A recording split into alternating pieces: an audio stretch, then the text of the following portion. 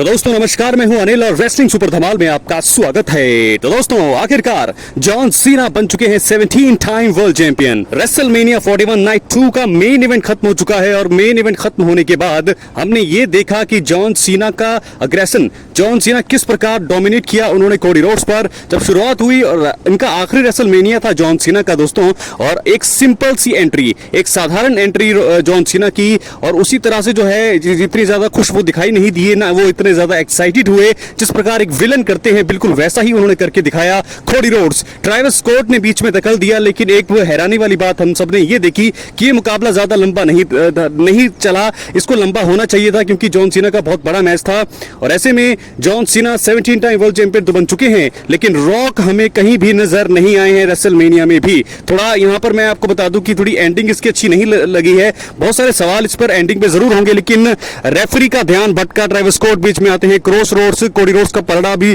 थोड़ा हमें ज्यादा देखने को मिला। उसके बाद जॉन सीना आते हैं और उसके बाद वो अटैक करते हैं, बेल्ट से लो ब्लो लगाते हैं कोडी रोड्स पर, और इस प्रकार जैसा हमने देखा हम ये सोच रहे हैं इस मुकाबले के लिए कि बहुत ज्यादा इंटरप्शन हमें देखने को मिलेगी, लेकिन इतनी ज्यादा इंटरप्शन देखने को नहीं मिली, और जॉन सीना ने आखिरकार कोडी रोड्स को हराकर उनकी बादशाहत का अंत कर दिया है। और एक साल तक तकरीबन ये रेन चला कोडी रोड्स का, और इस एक साल के रेन में हमने देखा बहुत सारी चीजें, बहुत सारे सुपरस्टार्स को उन्होंने हराया, लेकिन टफ सुपरस्टार जॉन सीना रहे जिन्होंने उनकी बादशाहत को एक साल के भीतर ही खत्म कर दिया है। तो ऐसे में रिक फ्लेयर के लिए बहुत ही बुरा रेसलमेनिया का ये सीजन रहा, क्योंकि उनकी बेटी हार गई और उसके बाद जॉन सीना बन गए।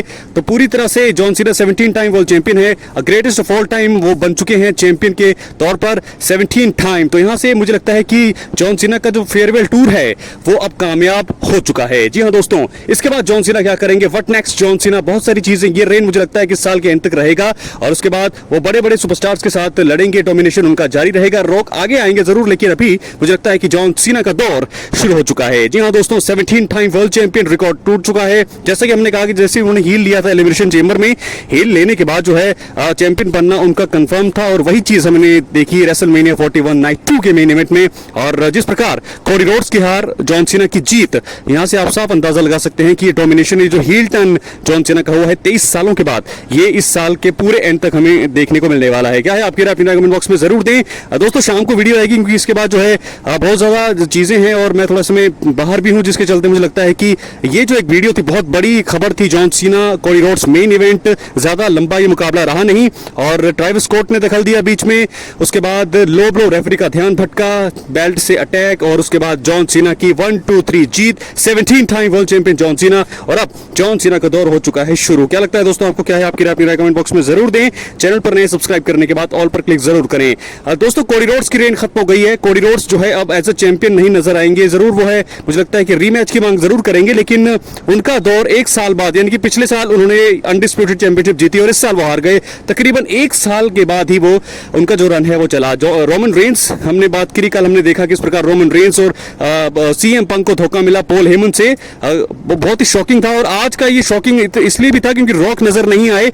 नाइट 2 से नाइट 1 मुझे थोड़ा बेहतर नजर आया, और ऐसे में अब बहुत सारे सवाल होंगे, देखना होगा कि क्या होगा, जॉन सीना क्या करने वाले हैं, कोडी रोड्स क्या करेंगे, कहां पर जाएंगे, बहुत सारे सवाल अपनी राय कमेंट बॉक्स में जरूर दें। चैनल पर नए सब्सक्राइब करें। बहुत बहुत धन्यवाद।